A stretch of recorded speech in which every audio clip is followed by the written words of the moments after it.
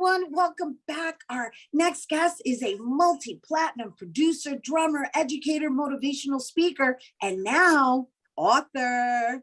He's produced for over 100 artists thus far, ranging from Jennifer Lopez, French Montana, Trey Songz, Chris Brown, 50 Cent, Justin Bieber, and more. That's just to name a few. And of course, he's no stranger to open, but today he joins us to talk about his new book, The Story of Amadeus, and the beat goes on.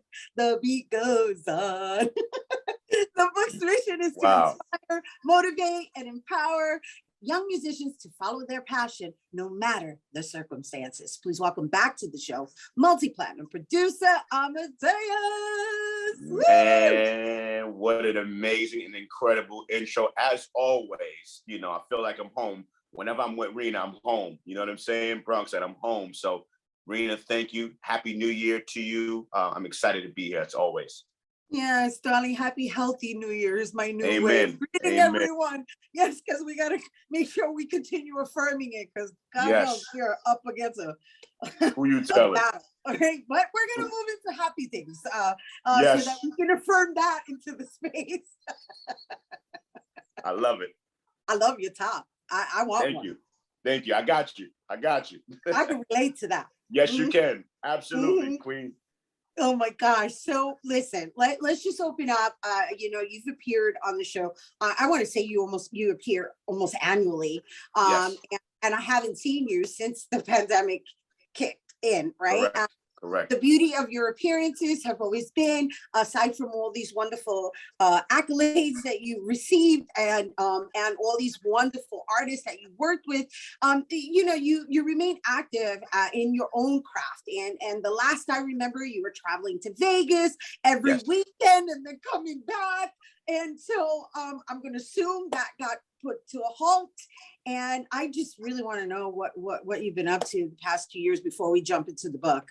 Yeah, and you're absolutely right. You hit it right on the head. This pandemic has been extremely difficult for us all, especially, you know, you and I being in the entertainment business, our lives having to do with being around and with people 24/7, whether it's television like yourself, whether it's creating music or performing like myself. So it's been very difficult. So yeah, I went without going to Dre's in Las Vegas for my residency for about 1.5 years. It's been about 2 years since performing alongside Trey Songz and the Trey Songz Experience. Very, very difficult. Very difficult. You got to think it's like doing what you dreamt of doing and what you love and most passionate about on a consistent basis every day, every other day, every week, every weekend. So all of that coming to a halt. And at first, you know, I'm not going to lie, Rhina, you and I both move around so much. We work so hard. We're always on the go. And for the first time, I was like, okay, I think I like this. I like having a rest for a second, right?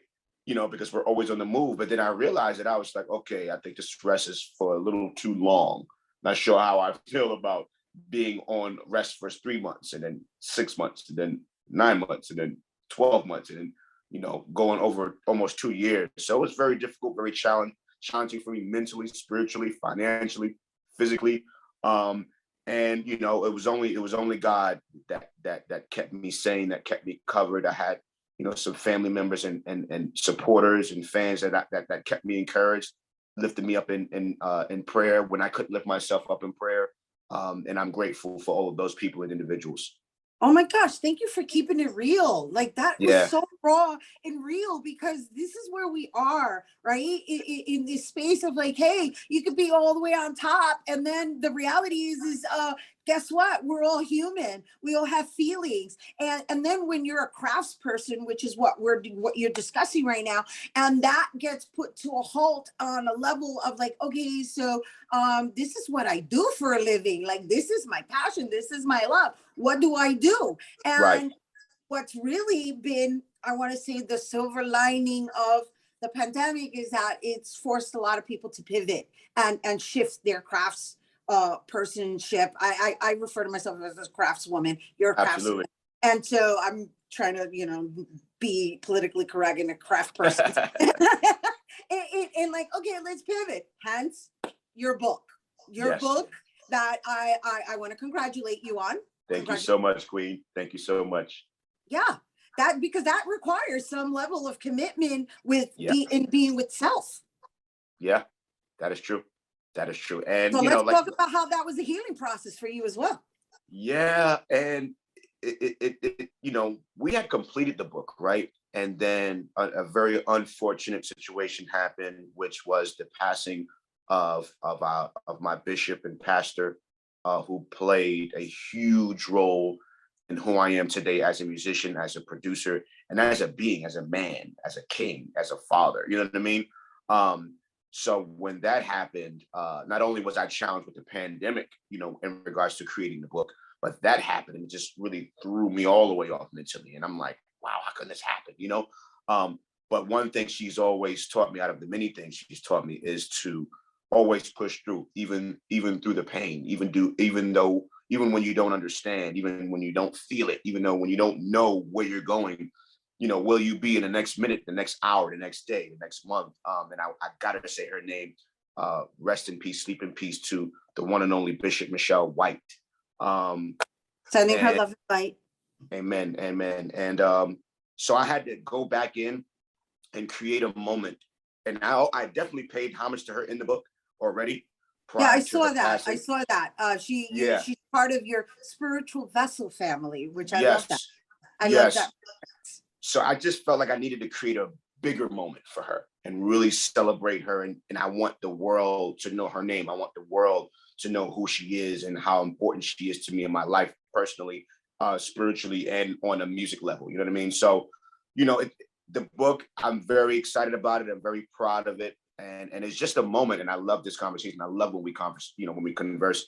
It's a moment of showing people that through the pain, through the chaos, through controversy, through challenge, through all of those different things and more, something monumental, something beautiful, something that's a blessing can come out of those moments. And that's what this book is. It's the story of my life, the story of how I became who I am today as a musician, as a producer, and just getting into the details of me being a child and getting my first drum set, my first piano, going to church, different schools that I went to, picking up drumsticks for the first time in 4th grade. So all of those different moments that you would never know unless I shared it with you like I did, just for you to understand the journey and the process and how hard it is to get from point A to point B in life, but at the same time, encourage the young kids, and not just kids. It's a kid's book. It's for teenagers and youngins, to enjoy and to appreciate.